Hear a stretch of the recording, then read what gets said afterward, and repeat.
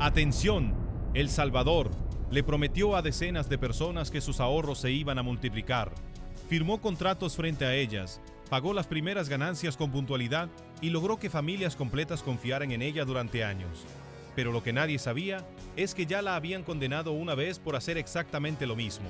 Hoy te contamos cómo una sola mujer en El Salvador terminó acumulando 163 años de cárcel por estafar, no una, sino 2 veces a decenas de víctimas que confiaron en la misma promesa.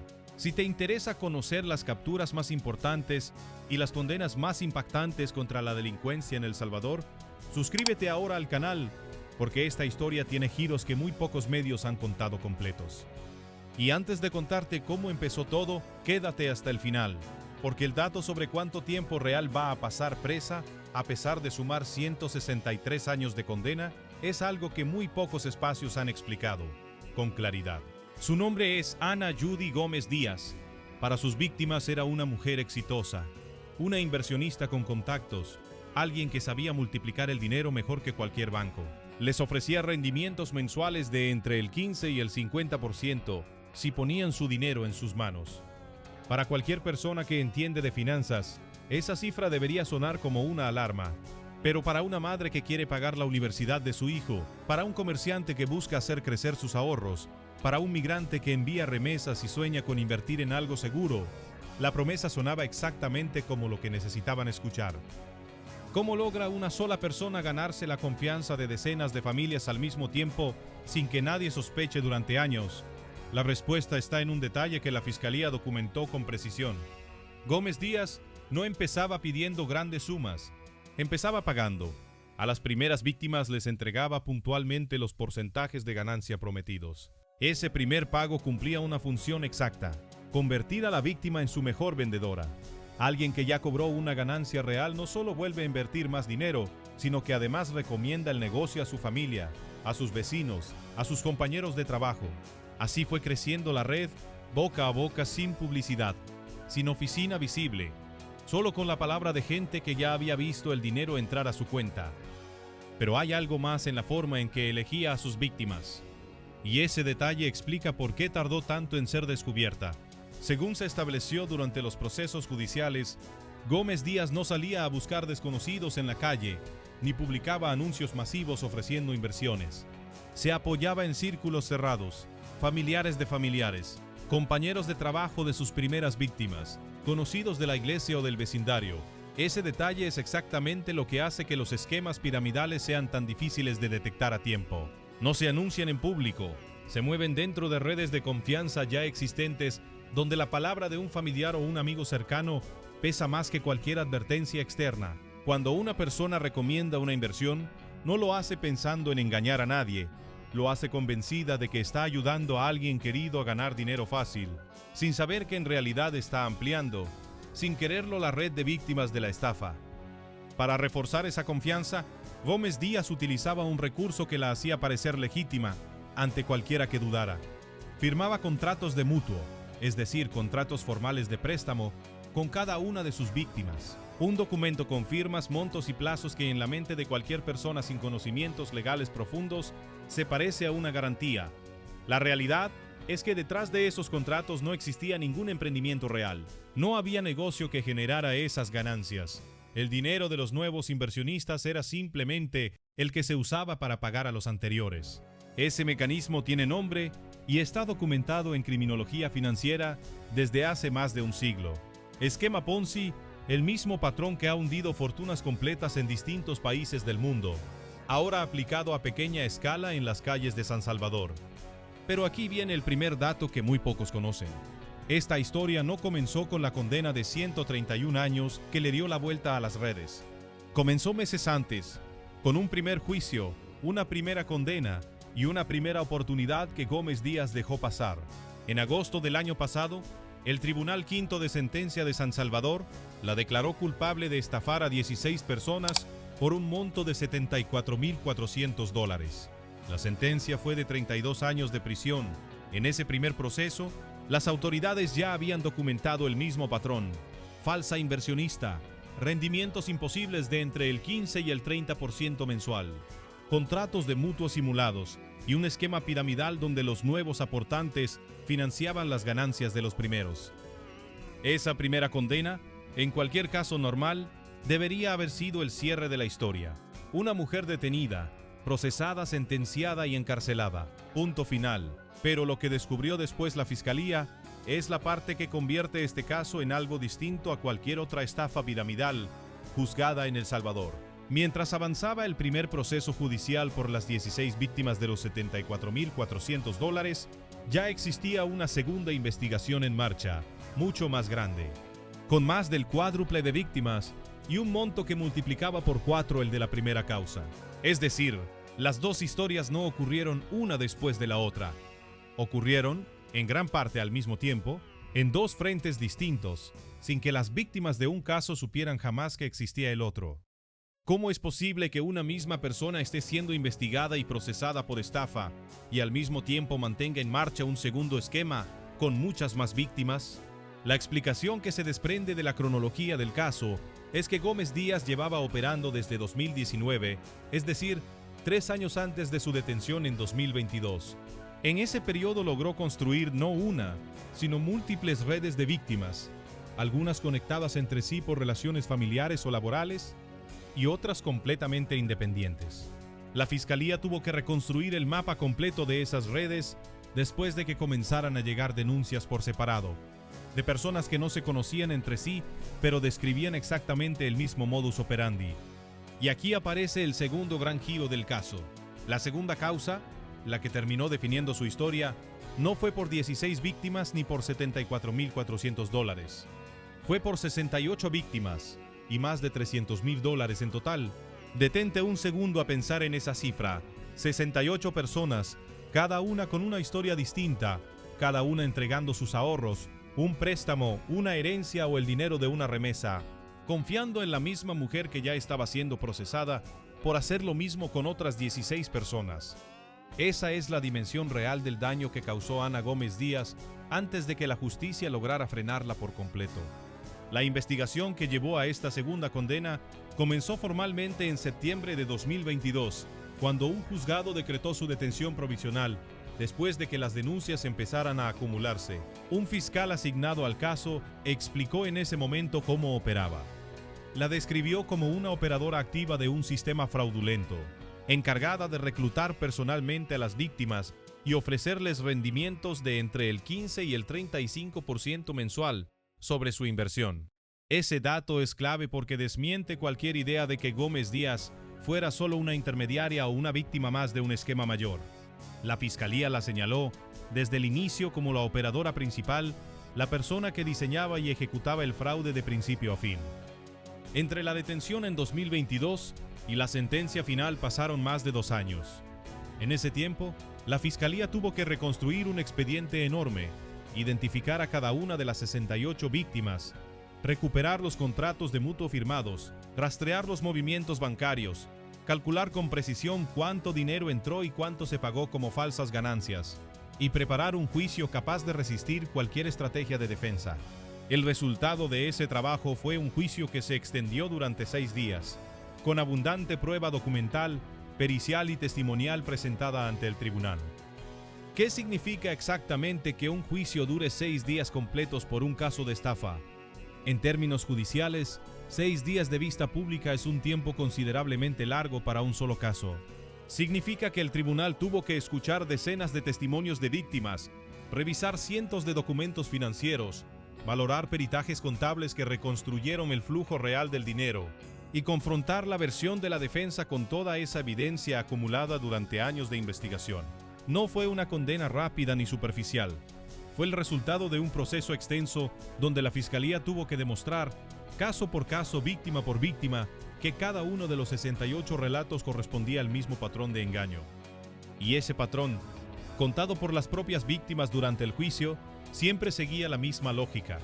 Primero llegaba el contacto, generalmente a través de un conocido que ya había invertido con éxito. Después venía la propuesta, un rendimiento mensual que ninguna inversión legítima en el mercado salvadoreño podría ofrecer jamás ni de cerca. Luego la firma del contrato de mutuo, ese documento que daba una falsa sensación de seguridad legal. Y finalmente, para las primeras víctimas de cada ronda, el pago puntual de 1 o 2 cuotas de ganancia, suficiente para generar confianza y atraer a más gente. Cuando el flujo de nuevos inversionistas ya no alcanzaba para sostener los pagos prometidos a los anteriores, el esquema empezaba a colapsar. Y ahí es cuando comenzaron las primeras denuncias formales.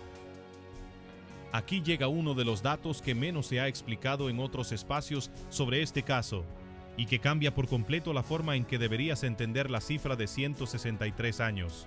En El Salvador, aunque un tribunal puede sumar penas hasta alcanzar cifras que suenan casi imposibles, como los 131 años de esta segunda condena, el sistema penal salvadoreño establece un límite máximo de cumplimiento efectivo de la pena de prisión, sin importar cuántos años sumen todas las condenas de una misma persona. Es decir, aunque Ana Gómez Díaz acumule 163 años entre sus 2 sentencias, la ley no permite que una persona permanezca físicamente encarcelada más allá de ese tope máximo establecido por el Código Penal. Esto no significa que la condena sea simbólica, ni que quede en el olvido. Significa que, en la práctica, cumplirá el máximo de años que la legislación salvadoreña permite ejecutar, mientras que la cifra total de 163 años queda registrada como el peso judicial completo de todos los delitos que cometió, un reflejo exacto de la magnitud del daño causado a sus víctimas. ¿Y qué pasó con el dinero de las víctimas después de ambas condenas? Este es uno de los puntos más dolorosos para las familias afectadas. En procesos de estafa piramidal como este, la recuperación total del dinero invertido es extremadamente difícil, porque los fondos no permanecen guardados en ningún lugar, se usan para pagar a víctimas anteriores, se gastan o se transforman en bienes que después son difíciles de rastrear y recuperar en su totalidad. La condena penal castiga el delito y envía un mensaje claro sobre la gravedad de estos esquemas. Pero para muchas de las 68 familias afectadas por esta segunda causa, la justicia llegó con la satisfacción de ver a la responsable condenada, aunque no necesariamente con la devolución completa de lo que perdieron. Y todavía queda un ángulo de esta historia que rara vez se explica. ¿Qué pasa con las víctimas que invirtieron dinero prestado? Durante los testimonios recogidos en ambos procesos judiciales, salió a la luz que no todas las víctimas usaron ahorros propios. Algunas pidieron préstamos formales en bancos o cooperativas, confiando en que el rendimiento prometido por Gómez Díaz les permitiría pagar esas deudas con ganancia de por medio. Cuando el esquema colapsó, esas personas no solo perdieron el capital invertido, sino que quedaron además con una deuda formal que seguir pagando sin el respaldo del dinero que esperaban recuperar. Ese es, precisamente, el efecto en cadena más devastador de los esquemas piramidales. El daño no se limita al monto original entregado, sino que se multiplica cuando las víctimas comprometen recursos adicionales, confiando en ganancias que nunca existieron. La reacción pública ante este caso ha sido, sobre todo, de indignación por la reincidencia. Lo que más comentan quienes conocen la historia no es la cifra final de años, sino el hecho de que la primera condena no detuvo nada, porque ambos procesos avanzaban en paralelo desde antes de esa primera sentencia. Para muchos salvadoreños, este caso se ha convertido en un ejemplo perfecto de por qué es tan importante denunciar de inmediato cualquier esquema de inversión que prometa rendimientos fuera de lo normal, sin esperar a que la red de víctimas crezca durante años antes de que la justicia pueda actuar. Las autoridades han insistido, a través de distintos comunicados relacionados con casos similares de estafa piramidal en el país, en un mensaje que aplica directamente a esta historia.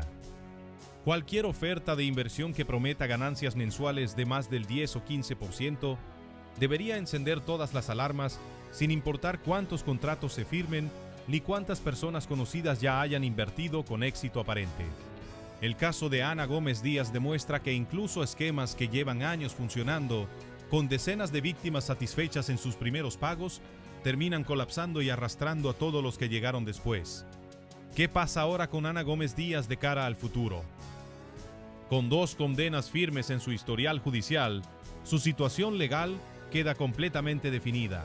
Es una persona condenada 2 veces por el mismo tipo de delito, con un registro que la señala como reincidente ante cualquier futuro proceso judicial en el país. Para las autoridades salvadoreñas, casos como este refuerzan la importancia de que las distintas fiscalías y tribunales compartan información entre expedientes relacionados, de manera que patrones como el de esta mujer operar 2 esquemas paralelos sin que se cruce la información entre ellos durante años, sean detectados con mayor rapidez en el futuro.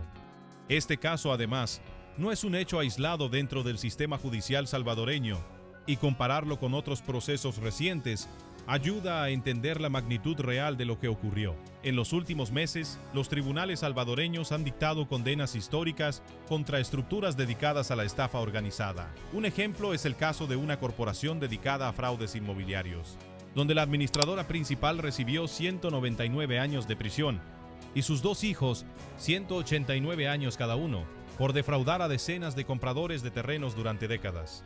Lo que distingue el caso de Ana Gómez Díaz de esos otros procesos no es solo la cifra, sino el patrón de reincidencia.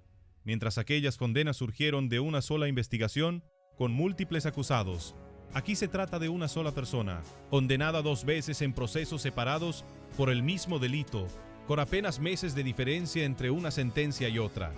Eso la convierte en un caso de estudio distinto, porque demuestra que ni siquiera estar bajo investigación activa fue suficiente para detener el segundo esquema mientras seguía en marcha. Otra pregunta que muchos se hacen al conocer este caso es si Ana Gómez Díaz puede apelar alguna de las 2 condenas y reducir el tiempo total. En el sistema judicial salvadoreño, cualquier persona condenada tiene derecho a presentar recursos de apelación ante instancias superiores, buscando que se revise la sentencia por errores de procedimiento o de valoración de la prueba.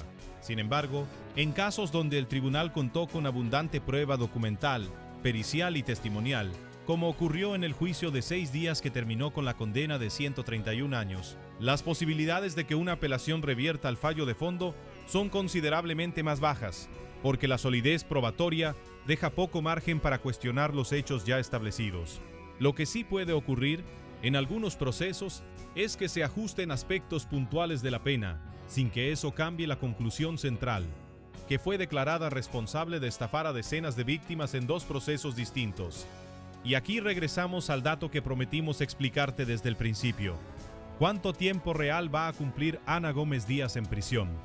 Aunque los tribunales salvadoreños pueden sumar penas hasta llegar a cifras como 131 o incluso 199 años, como vimos en el caso de la Corporación de Fraudes Inmobiliarios, el Código Penal de El Salvador establece que ninguna persona debe permanecer privada de libertad por la suma de todas sus condenas, más allá de un límite máximo fijado por la ley. Esto significa que la cifra de 163 años que suman ambas sentencias de Ana Gómez Díaz no representa el tiempo que pasará físicamente encerrada, sino el peso judicial total de todos los delitos que la justicia logró comprobar en su contra.